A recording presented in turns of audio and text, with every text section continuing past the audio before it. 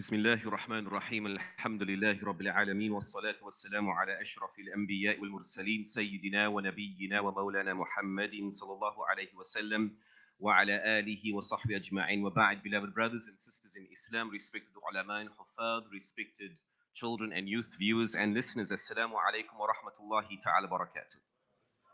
كيف حالكم؟ Alhamdulillah. I wanted to put a scale at the entrance of the masjid today to see how much weight we've gained since yesterday. We hope that everyone had a blessed Eid. May Allah accept from all of us.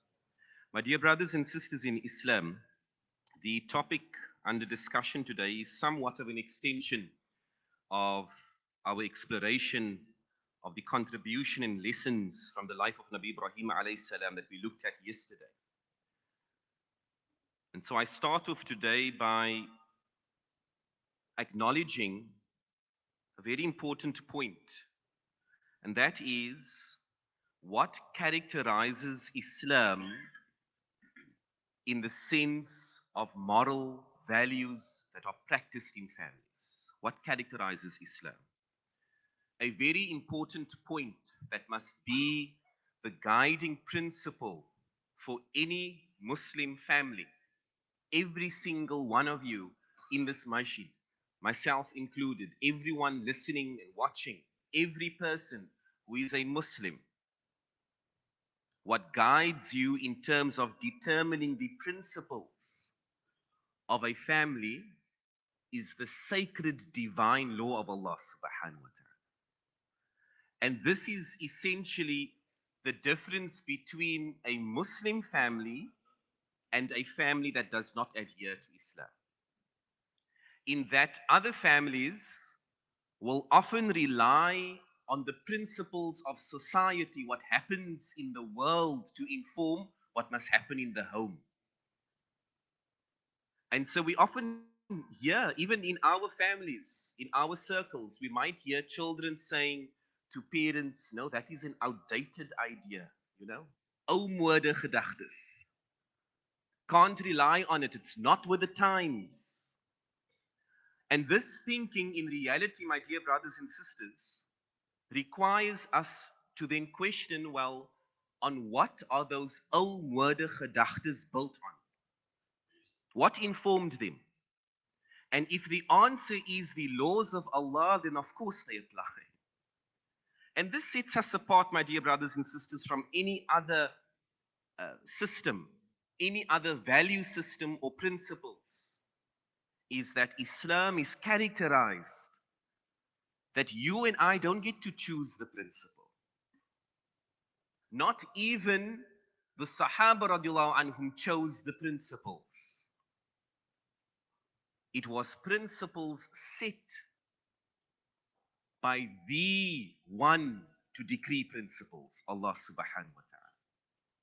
And so being Muslim, my dear brothers and sisters, means that you and I set aside our feelings, our understandings, what we think logically makes sense for a family, we set that aside and listen to what Allah wants from us.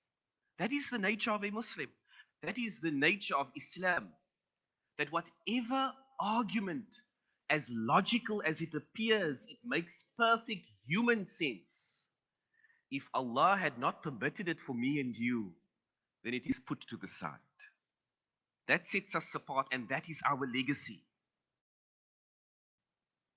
We think of what I narrated yesterday of Nabi Ibrahim alayhi salam, who was instructed by Allah to leave his wife Hajar and Ismail in a barren valley. Now, logically, would we do that? Would a man just leave his wife there's nothing here.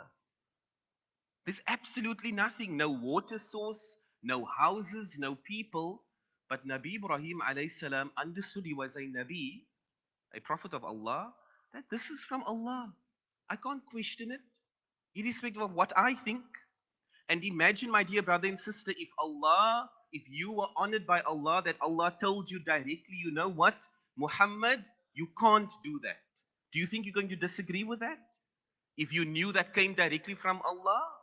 No, you wouldn't. Because you'd accept that this is from Allah. My thinking sets aside. is set aside. Now, my dear brothers and sisters, this principle informs how a Muslim must interact and live in society. That irrespective of whatever happens around us, we are always grounded by the laws of Allah subhanahu wa ta'ala. That is the ultimate question on our checklist.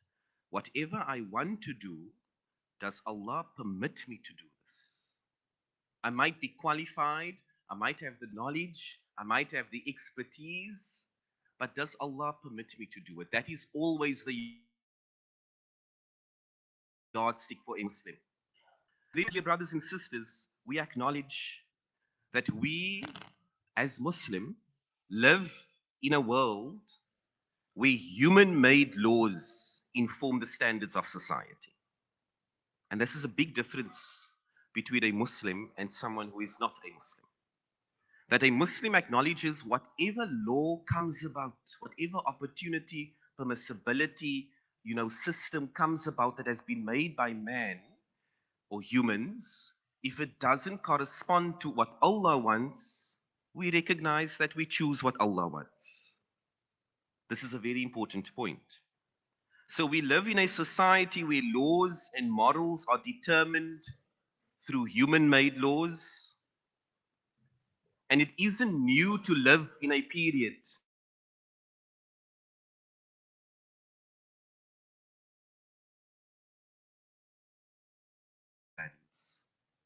it has been the legacy of Muslims in this country, in South Africa, where we are a minority, to continuously evaluate, well, what am I supposed to do as a Muslim within this context?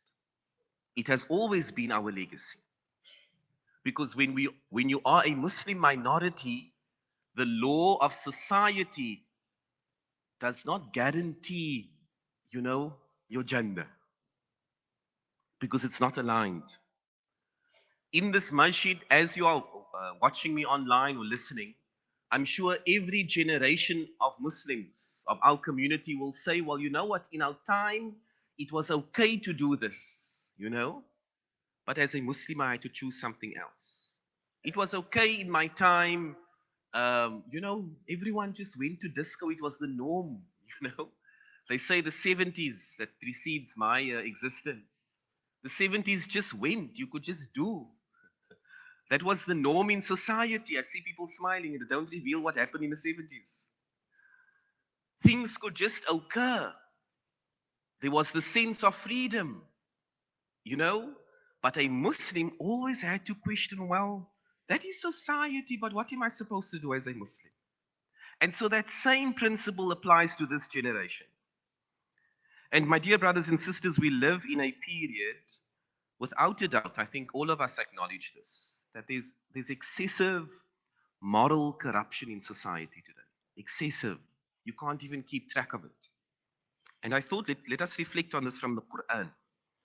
And when Allah subhanahu wa ta'ala talks about the issue of corruption being widespread in the world, Allah highlights, أعوذ بالله من الشيطان الرجيم, ظهر الفساد في البر والبحر بما كسبت أيدي الناس. Now Allah says that corruption will spread on land and sea, in other words, in the dunya, as a result of what people have done, as a result of what laws people create.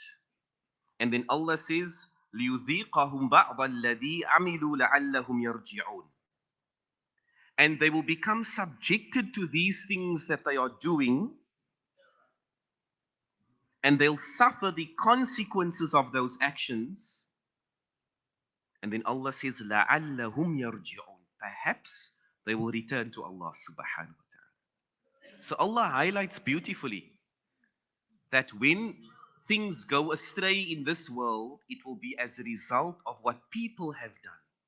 And so this confirms the opening point, that when you rely on Allah's laws and not people's laws, you will be saved. But if you rely on, this is society, this is what people are doing, and you know what we often do as individuals is we look at our community and, if you want just a simple example, if you're going to go and eat at a place right? Then you'll say, you know what? I saw so and so eating there. We always look at the action of another to justify our intended action because that's the nature of people. But Allah reminds us your guiding principle will be Allah's laws.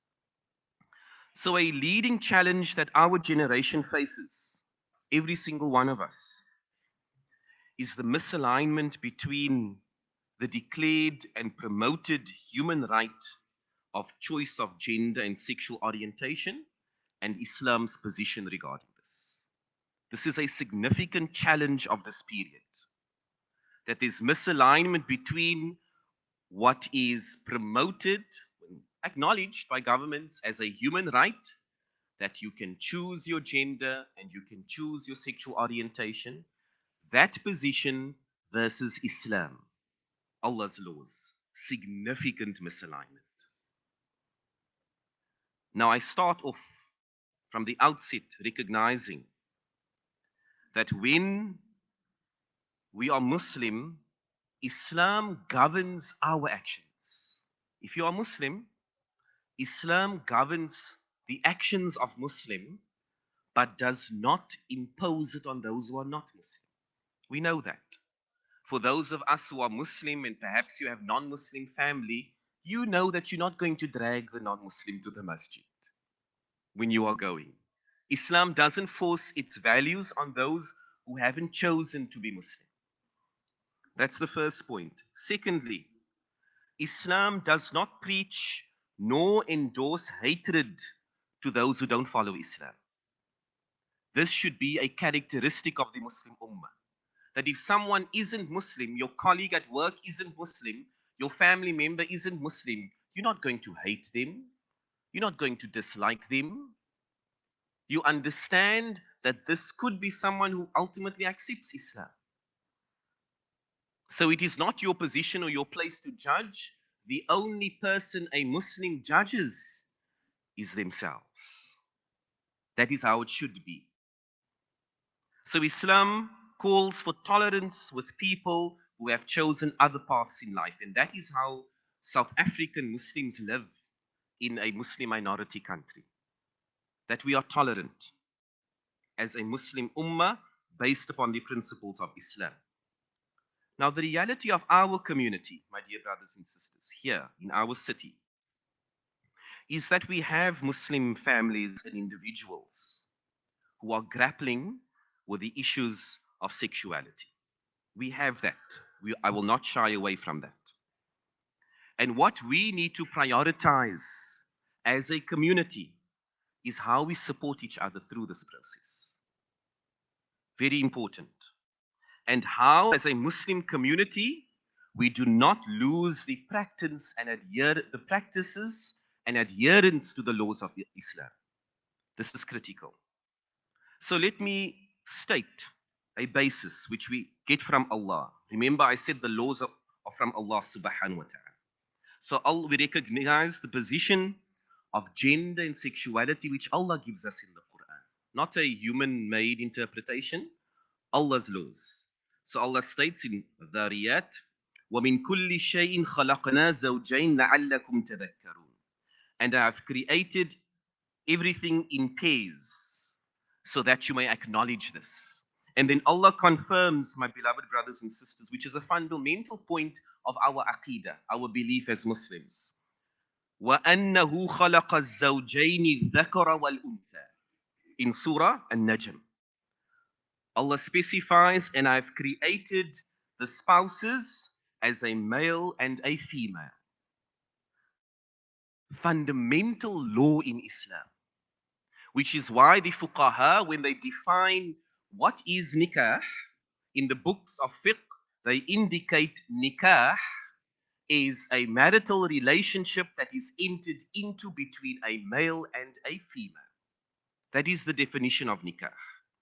These are the fundamentals in fiqh and in our deen. The challenge that we face, my dear brothers and sisters, more so what our children face, is the bombardment of values that promote ideals and ideologies that are against Islam. This is a significant challenge. And my dear brother and sister, if you are an adult in this masjid, and if you are an adult listening and watching, I don't think we've fully acknowledged what the children face. I don't think we fully acknowledged it.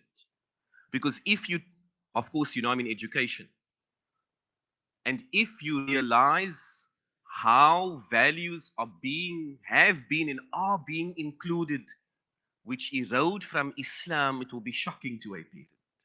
If you evaluate the policies that are about to be passed, some are in practice already in our country, it will shock the very being of every adult. So we recognize that these policies, these ideas are being pushed and promoted across the board. And for adults, adults have some understanding, some ability to say, well, no, this isn't right. There are adults also conflicted and they become subjected to the ideologies. But our children are defenseless. If you teach a child from a very young age, this is a possible lifestyle or whatever it might be, it will be extremely challenging to reform that child when he or she reaches adulthood. Extremely challenging. And this is the period we face now. And our children face, which we can't escape, education and educational systems that promote these ideologies. All of us face, children and adults, media. We all face media in different ways and forms that promote ideas that go against Islam. So now we go to the Quran, probably one of the more popular verses that Sheikh Shamil was very fond of quoting, may Allah grant him Jannah. يا أيها الذين آمنوا قوا أنفسكم وأهليكم نارا وقودها الناس والحجارة. That, oh, you who have iman, if you believe, if you have submitted to Allah subhanahu wa ta'ala, then save yourself and your family from the hellfire. And its fuel are people and stones. And there's a particular requirement here that every adult, and I'm stating this unequivocally, including myself, every adult has the responsibility of looking after your family. Every adult. If Allah had permitted you to reach some age, you have a responsibility for those who are younger than you. For your children, for your grandchildren, you have a duty to save them from entering Jahannam. And Nabi Muhammad sallallahu alayhi wasallam highlights kullukum ra'in wa kullukum mas'ulun an ra'iyatihi. That parents are accountable. Every person has been vested with accountability. And parents are accountable. As an elderly Haji said to me, I don't want to be a parent in today's time because of the challenges that arise now in raising a child. As a parent, I stand in front of you saying these challenges are real, like every parent will acknowledge now. And then also Nabi Muhammad sallallahu alayhi wasallam says, "Wa inna li ahlika alayka haqqa," and your family has a right upon you. So I'm sharing this, my dear brothers and sisters, because in the shadow of the life of Nabi Ibrahim alayhi salam, in the shadow of the Anbiya, of the prophets of Allah, peace be upon them, in the shadow of the Salafus Salihin, our pious predecessors, in the shadows of our forefathers who have walked this city, this earth, and have left already. May Allah grant them Jannah. In that shadow, we have an amana to secure our community, our families, and protect them against the outside world, to be honest.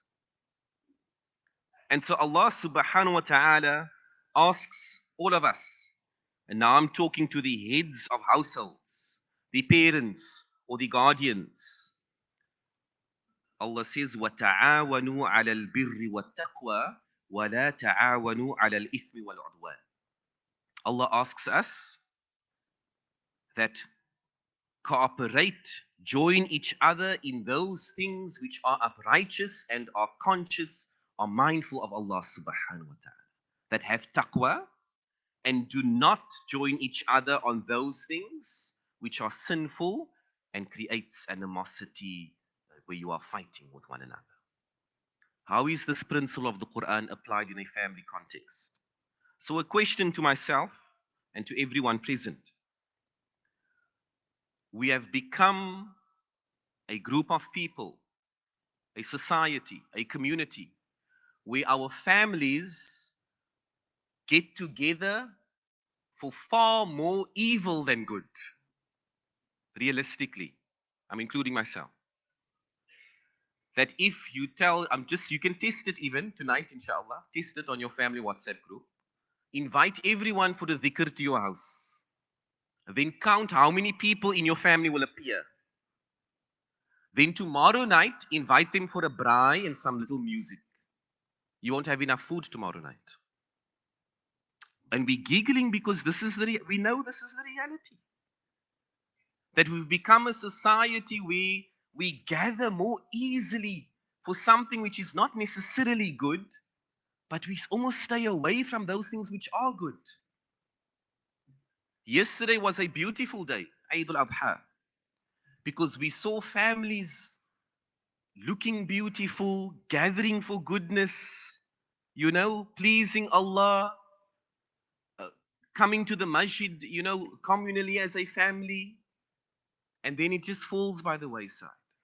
And Allah asks you and me that get together in goodness. And you know what was very good practices in our community previously that have all fizzled out was the mechanisms that brought families together to be in the remembrance of Allah subhanahu wa ta'ala. Those were excellent practices. They were. And as a very senior Shaykh in Cape Town told me, we were talking about dynamics of communities, and he commented and he said, he thinks the minute our community started deprioritizing the remembrance of Allah, the bala set in.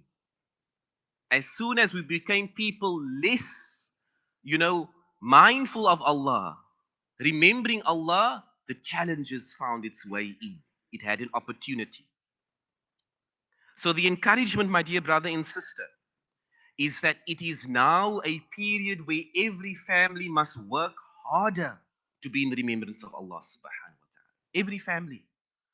I praise the families in our community that gather. You have family gatherings, recitation of the Quran, bacha jama'at, all of these different things, doing work of tabligh, whatever form of being in the remembrance of Allah. I praise those families. I praise those fathers who make the effort, maybe against the will of their children. I don't think a child chooses it, but they prioritize it. But the difficulty in our community is it's maybe on one hand or two hands. This must become a priority to counter what we are facing as a society. So families, my dear brothers and sisters, have the culture of getting together for goodness. Develop that culture. You don't need an invitation. You don't need an invitation from an organization or a masjid to say, here is a program. We even see in the programs of masajid and organizations, it misses a layer in our community. It misses, realistically, the young families. When there are community programs, lectures, whatever it might be, we still see it is, mashallah, of the older attending. But those listening who are parents now, and your kids are whatever ages, 5 or 10 years, etc., where are you, my dear brothers and sisters? Because we all need it right now. We all need this. So have the culture of getting together for good. And so I challenge every family, get together to recite some Quran. And then have the braai afterwards. You can have your social interaction. It doesn't displease Allah subhanahu. It pleases Allah. But there must be some goodness, cooperating good. So I close this reflection with 3 words of advice that needs to help us protect our families. Because the society we are in is extremely challenging. Extremely challenging. Three things to help families. The first, what happens in your home is very important. The practice of Islam is not dependent on the maktab or madrasa you send your child to, nor the Islamic school, nor the masjid you attend. Your practice of Islam in your family is centered in your home. And Allah confirms this to us, where Allah says, وَاذْكُرْنَ مَا يُتْلَى فِي بُيُوتِكُنَّ مِنْ آيَاتِ اللَّهِ وَالْحِكْمَةِ. And remember that what is recited in your homes of Allah's revelations and prophetic wisdom, this is ultimately important. Allah refers to your home. So if a child and if you as an adult have put in good principles into your home, what comes from that? You get a stronger community. But if homes are crumbling, and our homes are crumbling, may Allah assist us. If homes are crumbling, then the community crumbles. Because the community can only exist if there are homes. And so what we don't see as a community is what happens in your home. How you engage with your children, how you engage with your spouse, the things that occur there, because that gets into society. So Allah confirms what happens in your home is important. And in our homes, I'll be the first to acknowledge that we have substituted deen with device. This is a challenge. And perhaps the device is not necessarily the problem, but it's everything happening on that device. Everything going into our minds. When you give a child a device, and I'm also aware of this, I'm cautious. We must all be cautious. That you're allowing those values that you are escaping. You might say, oh no, I'm not going to take my children to that place because it's ugliness happening there. But then you and I open the ugliness on our phones and it goes into our minds and into our hearts. The second point is the salah. As Allah says to us, وَأْمُرْ أَحْلَكَ بِالصَّلَاةِ وَاصْطَبِرْ عَلَيْهَا. That, listen to Allah's words, order your family to perform salah. Not encourage, eh? Allah doesn't say encourage. Allah says, وَأْمُرْ أَحْلَكَ بِالصَّلَاةِ. Order your family to perform salah. I can tell you, my dear brothers and sisters, if we lose salah, don't expect anything else to move appropriately in your life. Don't. Your marriage will fall apart. Your business will fall apart. Your family will fall apart because you have lost the connection with Allah subhanahu wa ta'ala. And so Allah says to those in charge of households, order your family to perform salah. Because we know the outcome of the salah. It will protect you from fawahish. That if you are someone of salah, when you face the world that is pushing ideologies, Allah creates a shield for you. That is the reward of the salah.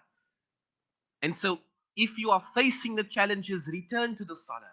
Very important. Allah will assist you.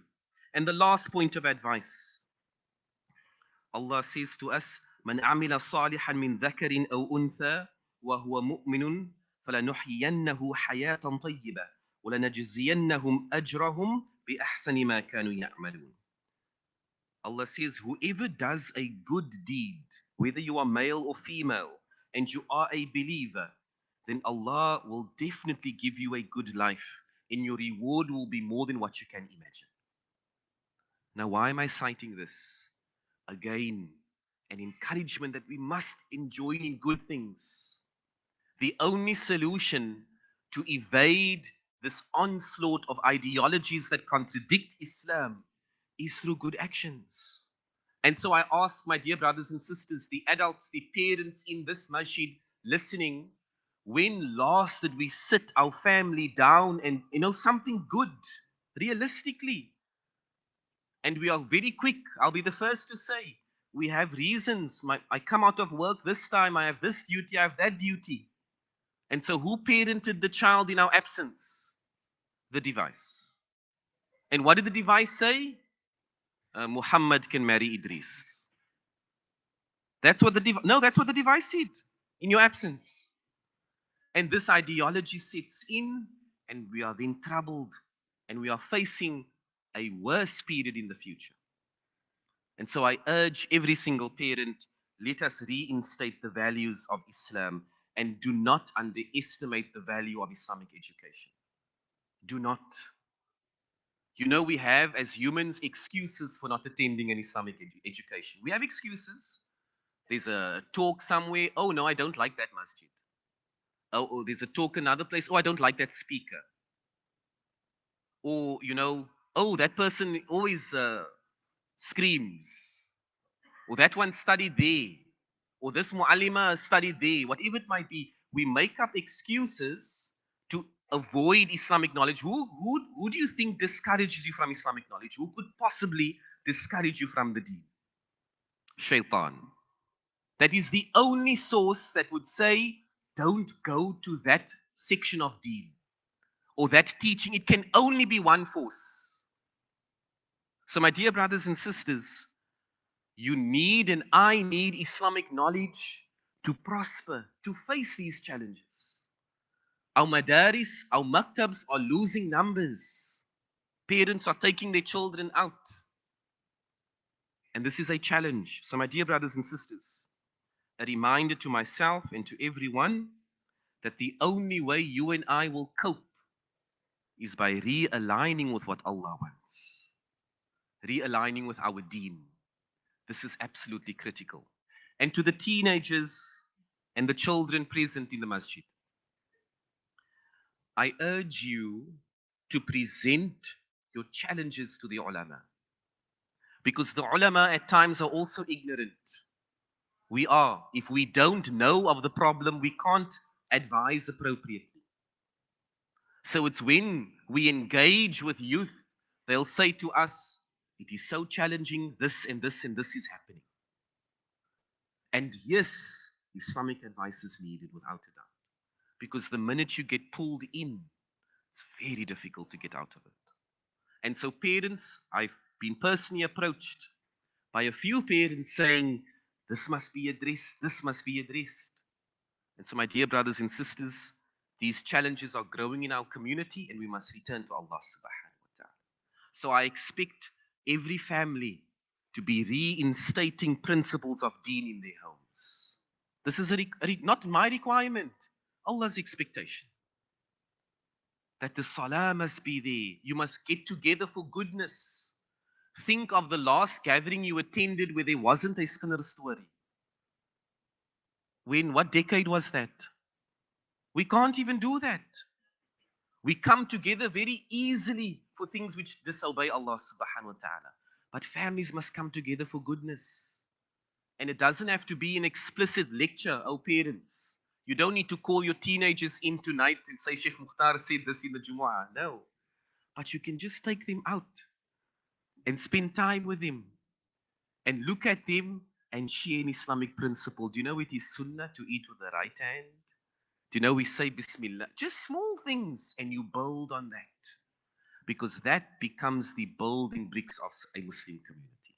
May Allah safeguard this community, strengthen us to be excellent parents and grandparents. And may Allah protect our community from the fawahish and the fasad, the corruption of society. Wa sallallahu wa sallam alayhi. Walhamdulillahi rabbil alameen. My dear brothers and sisters, just one announcement. Sansaf is hosting a career day on the 6th of July at 9 a.m. at Chapman High School. Inshallah, Sansaf will be sharing information about having a career and also the information about the bursaries on offer. We recommend all youngsters, all unemployed youth and parents to send their children to this event, inshallah. Jazakallah khair.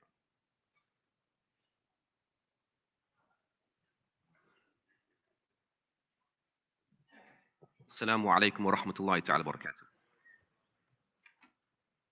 Allahu Akbar, Allahu Akbar. Allahu Akbar, Allahu Akbar. أشهد أن لا إله إلا الله.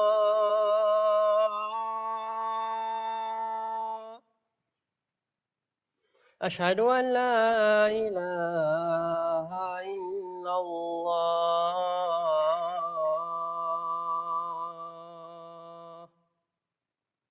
أشهد أن محمد رسول الله.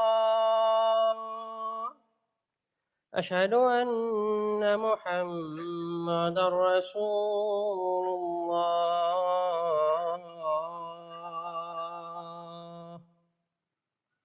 حي على الصلاة.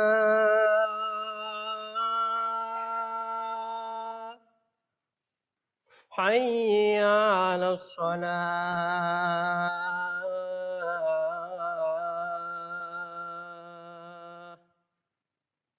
حي على الفلاح.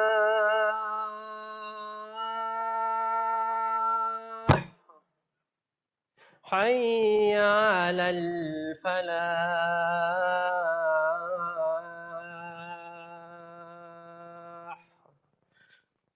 الله أكبر الله أكبر. لا إله إلا الله.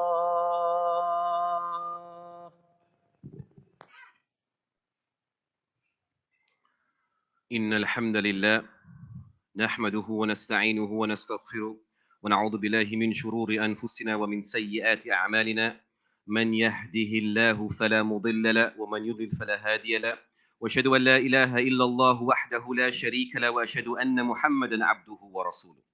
قال الله تعالى: يا أيها الناس اتقوا ربكم الذي خلقكم من نفس واحدة وخلق منها زوجها وبث منهما رجالا كثيرا ونساء، واتقوا الله الذي تساءلون به والأرحام، إن الله كان عليكم رقيبا.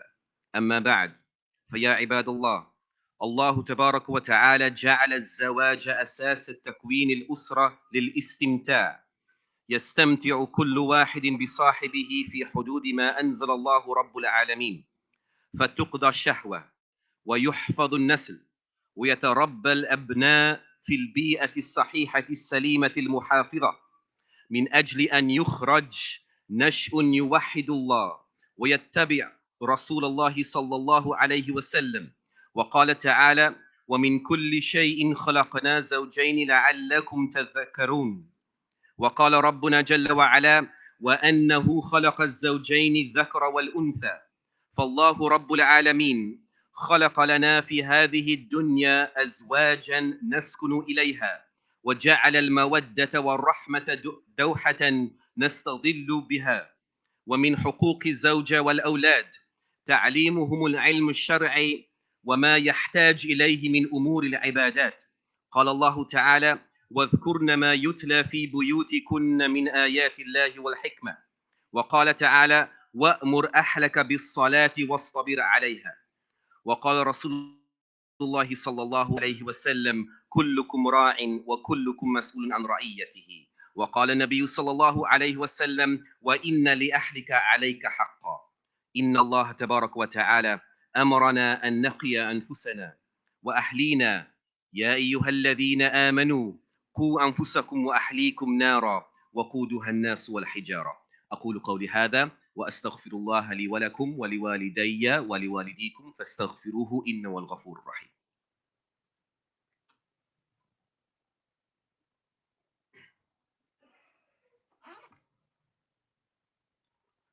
الحمد لله. الحمد لله الذي تقدست أسماؤه وسمت آلاؤه ومجدته رسله وأنبياؤه. نحمده تعالى على نعمة الإيمان ونشكره على ما تفضل من الإحسان وما أولانا من الامتنان. ونشهد أن لا إله إلا الله الواحد بلا عدد الدام بلا أمد، شهادة إيمان وإيقان وقبول وإذعان. ونشهد أن سيدنا محمدا عبده ورسوله سيد ولد الدنان. أما بعد، فإن الله اختار لكم دين فلا تموتن إلا وأنتم مسلمون، وبينكم معالمه، فاتقوا الله واعبدوه واتكلوا عليه وأطيعوه، والله يجزي المحسنين. واعلموا أن المولى الكريم خص النبي بالصلاة والتسليم، فقال ولم يزل قائلا عليما وآمرا حكيما: إن الله وملائكته يصلون على النبي يا أيها الذين آمنوا صلوا عليه وسلموا تسليما.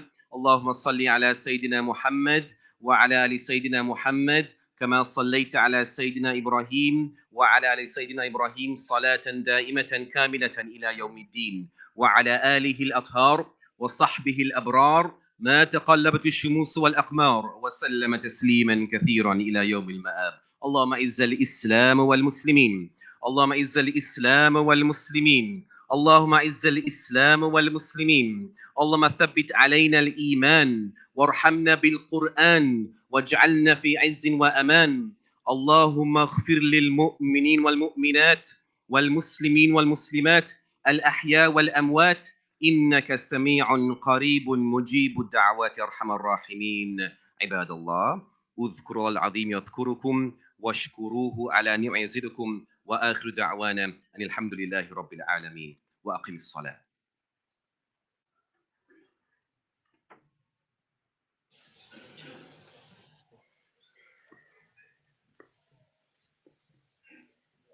Those at the back, just move very quickly min fadlikum. There's still some people at the door.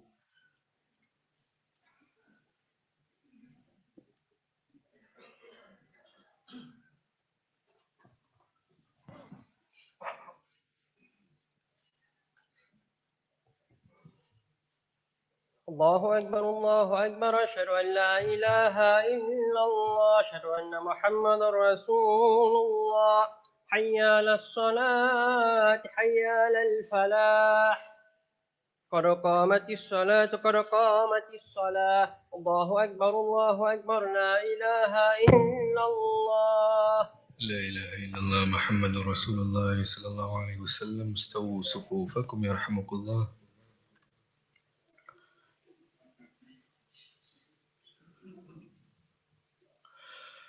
الله أكبر.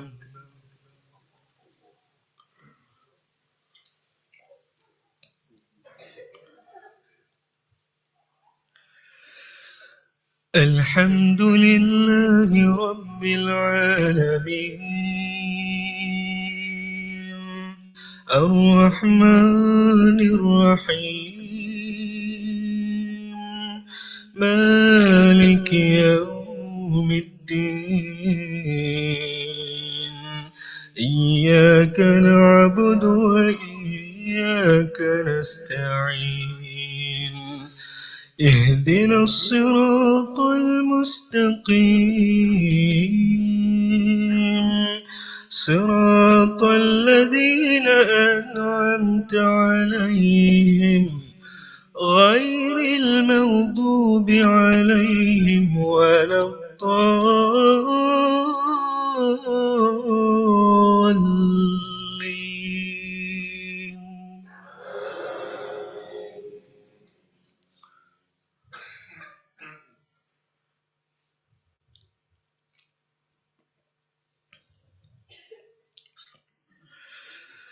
يا أيها الذين آمنوا إذا نودي للصلاة من يوم الجمعة فاسعوا إلى ذكر الله وذروا البيع، ذلكم خير لكم إن كنتم تعلمون. فإذا قضيت الصلاة فانتشروا في الأرض وابتغوا من فضل الله واذكروا الله كثيرا لعلكم تفلحون. وإذا رأوا تجارة أو لهوا انفضوا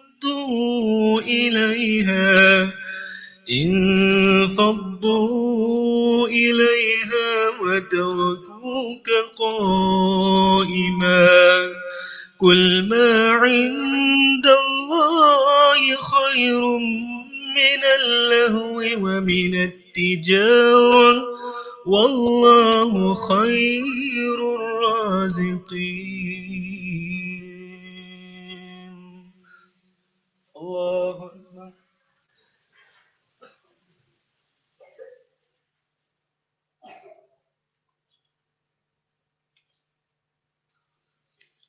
سمع الله لمن حمده.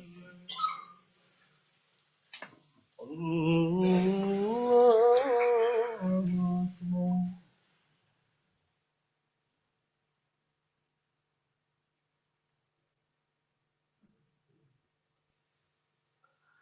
الله أكبر.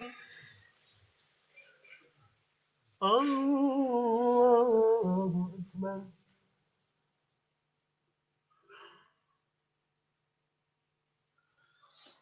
الله أكبر. الحمد لله رب العالمين الرحمن الرحيم مالك يوم الدين. إياك نعبد وإياك نستعين.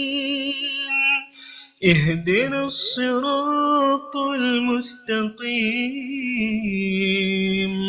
صراط الذين أنعمت عليهم غير المغضوب عليهم ولا الضالين.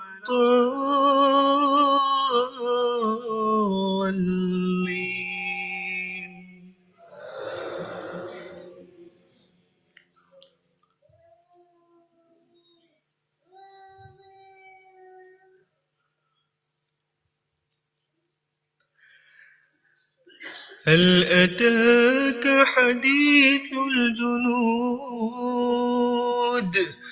فرعون وثمود بل الذين كفروا في تكذيب والله من ورائهم محيط بل هو قرآن مجيد في لوح محفوظ. الله أكبر.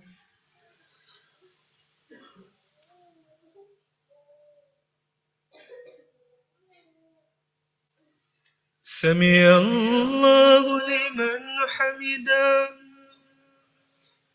الله أكبر.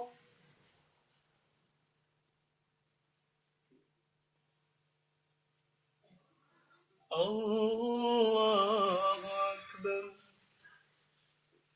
الله أكبر.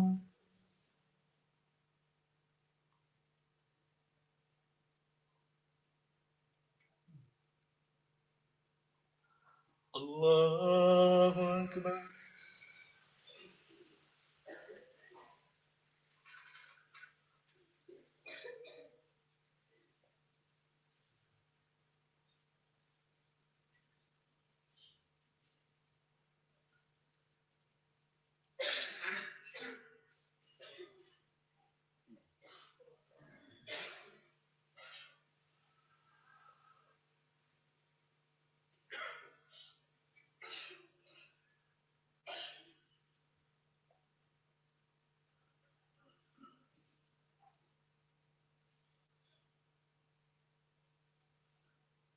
السلام عليكم ورحمة الله.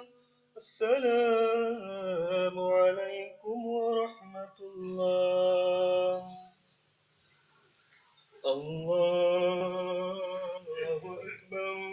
الله أكبر. الله أكبر. لا إله إلا الله. الله أكبر. الله أكبر ولله الحمد.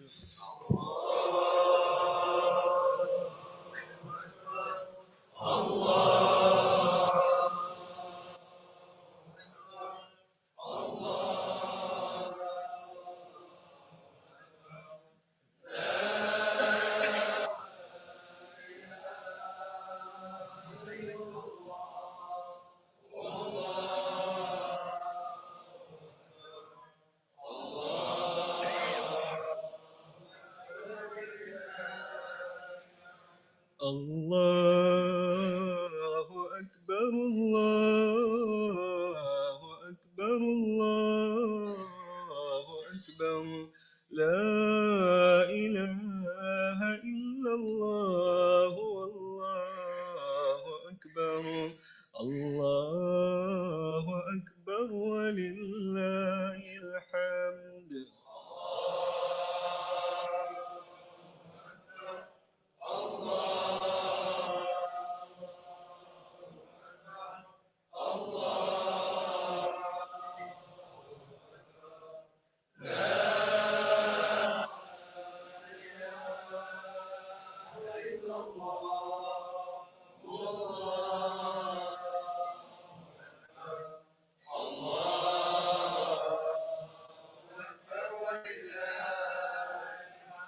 الله أكبر. الله أكبر. الله أكبر. لا إله إلا الله والله أكبر. الله أكبر ولله الحمد.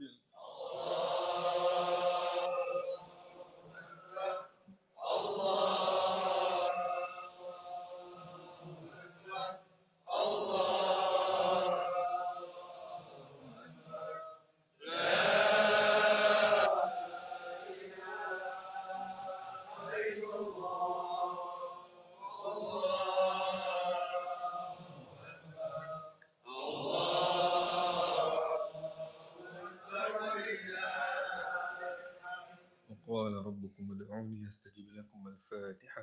بسم الله الرحمن الرحيم. الحمد لله رب العالمين، والصلاة والسلام على أشرف الأنبياء والمرسلين، سيدنا ونبينا وحبيبنا وقدوتنا ومولانا محمد صلى الله عليه وسلم، وعلى آله وأصحابه أجمعين. اللهم افتح لنا بالخير واختم لنا بالخير، بيدك الخير إنك على كل شيء قدير. اللهم إنا نسألك العفو والعافية في الدين والدنيا والآخرة. اللهم إنا نسألك حبك وحب من يحبك وحب عمل يقربنا إلى حبك يا ذا الجلال والإكرام. اللهم ألف بين قلوبنا وأصلح ذات بيننا، واهدنا سبل السلام، ونجنا من الظلمات إلى النور. ربنا هب لنا من أزواجنا وذرياتنا قرة أعين واجعلنا للمتقين إماما. ربنا آتنا في الدنيا حسنة وفي الآخرة حسنة وقنا عذاب النار، وأدخلنا الجنة مع الأبرار يا عزيز يا غفار يا رب العالمين. إن الله وملائكته يصلون على النبي يا أيها الذين آمنوا صلوا عليه وسلموا تسليما. اللهم صل على سيدنا محمد وعلى آل سيدنا محمد وأصحابه وبارك وسلم. بفضلك دعواهم فيها سبحانك اللهم وتحيتهم